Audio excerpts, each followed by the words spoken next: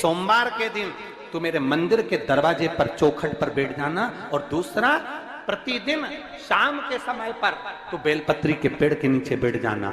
जो तेरी बेल वृक्ष के नीचे सेवा करने आए, जो शंकर जी के मंदिर में सोमवार को जल चढ़ाने आए, उसका जो पात्र जल चढ़ाकर जब वो घर लेकर जाए, उसके पीछे पीछे, पात्र के पीछे पीछे तू जाना और उसके घर में लक्ष्मी का भंडार भरकर आए।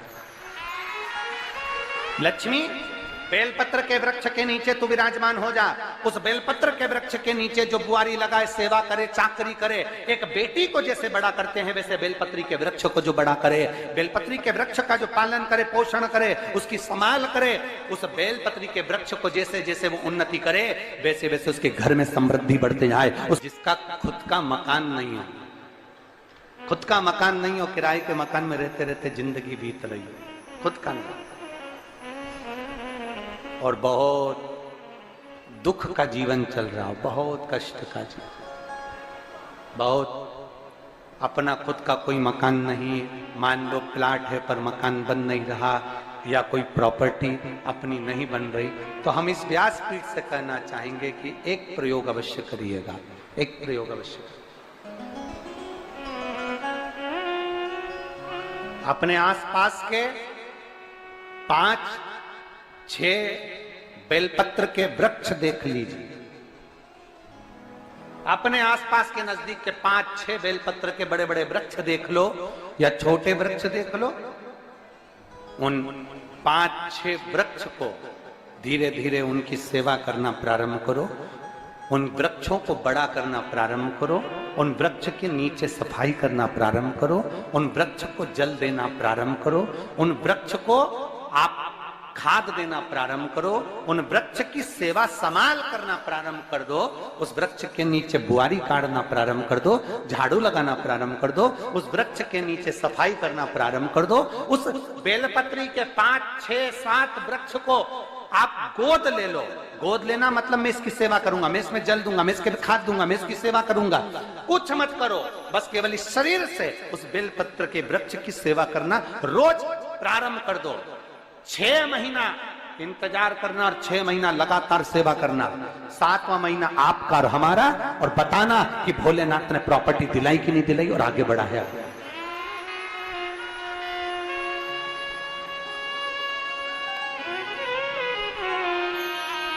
एक बेलपत्र का वृक्ष जिसके नीचे माता लक्ष्मी विराजमान होती है, एक बेलपत्र के वृक्ष के नीचे लक्ष्मी रहती है। दुनिया के लोग कहते हैं लक्ष्मी जी का दिन कौन सा है, बोलो जम के जल्दी से। दुनिया के लोग कहते हैं लक्ष्मी जी का दिन शुक्रवार है, पर माता लक्ष्मी से पूछा जाए कि तुम्हारी माता ख्याति देवी नारायण भगवान के साथ तुम्हारी शादी नहीं कर रही थी, शंकर को लक्ष्मी दे रही थी, तब तुमने भगवान शंकर से विनती करी, भोले बाबा मैं नारायण से प्रेम करती हूँ, भगवान नारायण से मेरा विवाह हो।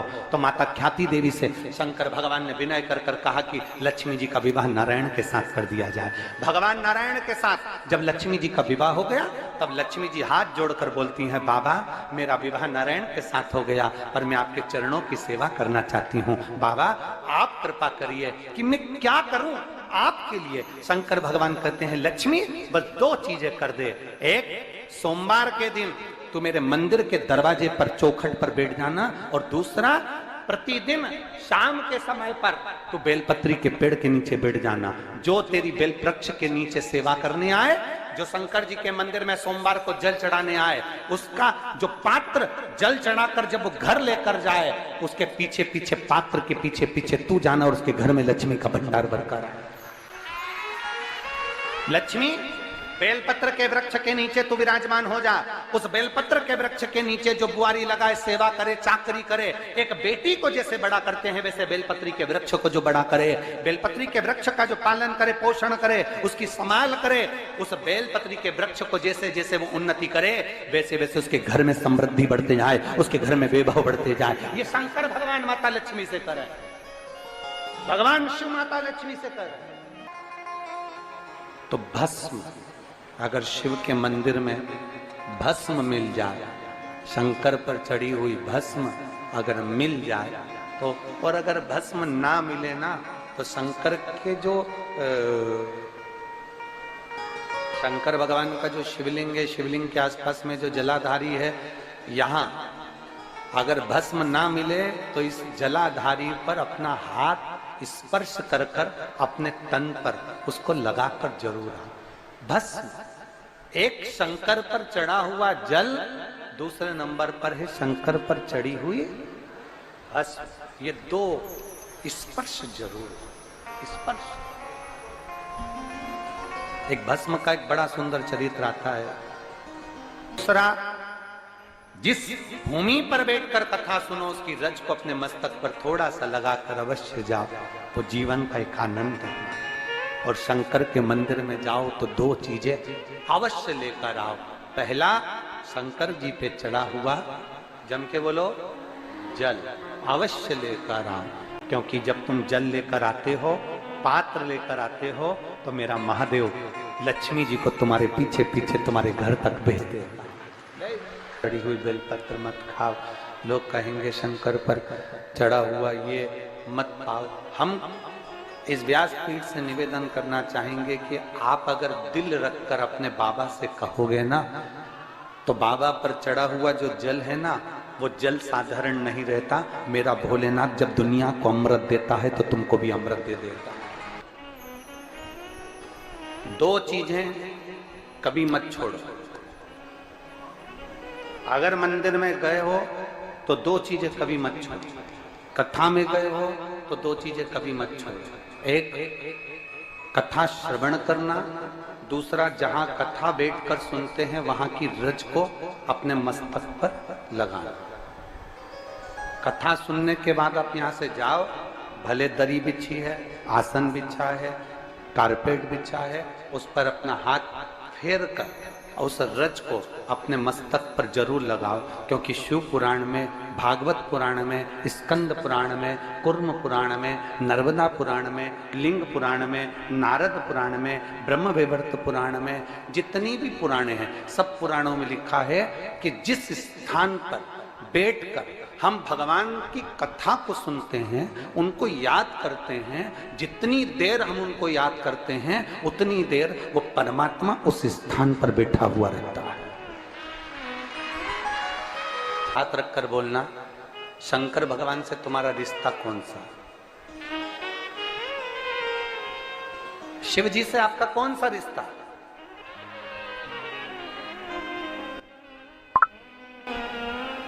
शंकर भगवान को आप क्या मानते हो?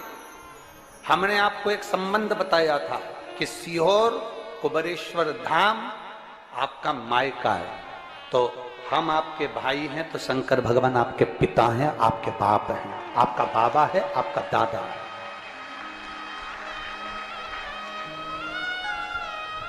अब आपसे हम प्रश्न करें, उत्तर मेरी कुरुत की बहनें भी देंगी और मेरे जीजा उन भी देंगे और मेरी बेटियां और मेरे बेटे देंगे उत्तर। आपसे प्रश्न करें, अगर बेटी को दुख होगा तो क्या वो अपने बाप से नहीं कहेगी? बोलो तो जम के। बेटी को तकलीफ है वो अपने बाप से ना कहेगी। बेटे को तकलीफ है तो वो अपने पिता से, अपनी मां से नहीं कहेगा, मम्मी मुझे ये तकलीफ है, पापा मुझे ये दुख है, मां मुझे ये तकलीफ है, पिताजी मुझे ये कष्ट है। क्या वो अपने माँ बाप से नहीं कहेंगे? क्या वो अपने माँ बाप से विनय नहीं करेंगे? और माँ, पिता, फिर उसके करीब में, उसके नजदीक में जो भी होता है वो माँ बाप निकाल कर उसको दे देते हैं। माता पिता उसको दे देते हैं। माता लोग कहते हैं कि शंकर जी पे चढ़ा हुआ जल मत पियो, लोग कह देते हैं शंकर जी पे चढ़ी हुई बेलपत्र मत खाओ। कोई इस बहन से पूछे, सुनीता सोनी से, कि शंकर पर चढ़े हुए जल से उसकी गांठ जो डबल से उसके शरीर में आ गई थी वो समाप्त हो गई, तो जरा विश्वास करिएगा कि एक बेटी अपने माँ बाप से ही तो कहेगी, और बाप के पास में जो होगा वही तो अपनी बेटी को देगा दुख को मिटाने के लिए। तो मेरे शंकर भगवान के पास तो उसका चढ़ा हुआ जल है। दूसरा, जिस भूमि पर बैठकर कथा सुनो उसकी रज को अपने मस्तक पर थोड़ा सा लगाकर अवश्य जाओ, तो जीवन का एक आनंद है। और शंकर के मंदिर में जाओ तो दो चीजें अवश्य लेकर आओ। पहला, शंकर जी पे चढ़ा हुआ जम के बोलो, जल अवश्य लेकर आओ, क्योंकि जब तुम जल लेकर आते हो, पात्र लेकर आते हो, तो मेरा महादेव लक्ष्मी जी को तुम्हारे पीछे पीछे तुम्हारे घर तक भेज देगा। दो चीजें लेकर अवश्य आओ, और शिव पुराण में जाओ तो दो चीजें लेकर अवश्य जाओ। पहले नंबर पर शंकर की कथा और अपने अंदर विश्वास कि मेरे महादेव की मैंने कथा सुनी है, अब मैं भटकूंगी नहीं। सारी दुनिया में मैंने ठोकर खा ली, अब कहीं ठोकर नहीं खाऊंगी, अब तो दरवाजे पर महादेव के जाऊंगी, बाकी की कहीं। दूसरा, कथा में बैठी हूं बाबा के इस रज को, ये रज नहीं है, ये धूल नहीं है, ये मेरे बाबा के कैलाश 12 ज्योतिर्लिंग का चंदन है, इसको मस्तक चढ़ाऊंगी अपने हृदय से। लाते हो आप लोग? हाथ उठाओ जरा, रख लो, बहुत बढ़िया, प्रणाम आपको सभी को, नमन। 2 बूंद जल लेकर आओ, पतला नहीं पियो तो उस जल को अपने घर में छींट दो।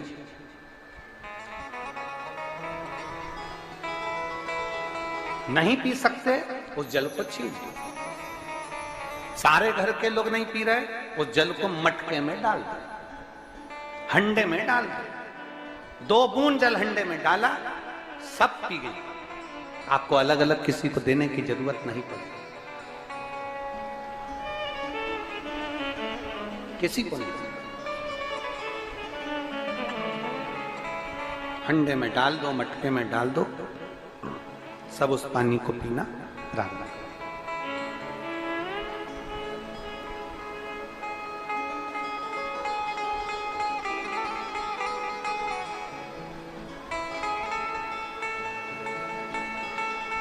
उस जल के महत्व को जो बच्चों का दर्द नहीं देख सकते,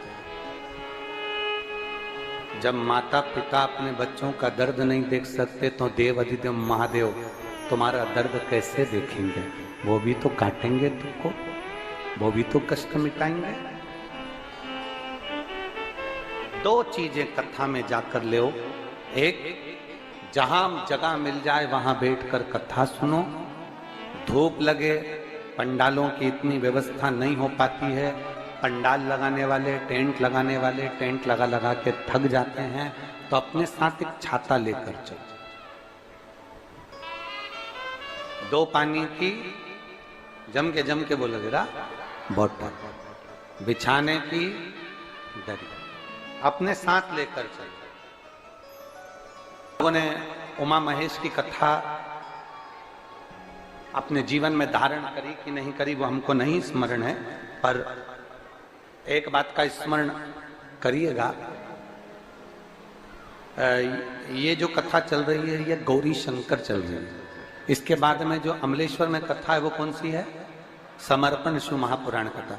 उस समर्पण शिव महापुराण की कथा जब 2 तारीख को विराम हो जाएगी, तब उसके बाद में जो कथा 6 जून को प्रारंभ होगी सोलापुर महाराष्ट्र में, उस कथा का नाम रहेगा उमा महेश शिव महापुराण की कथा। उसको जरूर सुनो। सोलापुर में जो 6 जून से कथा होगी उसका नाम उमा महेश शिव महापुराण, उसको सुनना, श्रवण करना, उसको धारण करना है। उसमें इतने प्रश्न माता उमा ने भगवान महेश से करे हैं, और महेश भगवान शंकर उसका हर प्रश्न का उत्तर दे रहा है। भगवान महेश भगवान शंकर हर प्रश्न का उत्तर। बाबा बोले माता उमा ने भगवान शिव जी से, महेश भगवान से, भगवान शंकर से करेंगे, बाबा भोलेनाथ जी बताओ, संसार में जन्म लेने वाले व्यक्ति के जीवन में उसके भाग्य में अगर सुख नहीं है, उसके भाग्य में खुशियां नहीं है, उसके भाग्य में कोई अच्छा है ही नहीं, तो वो जीव क्या करेगा? वो जीव क्या करेगा?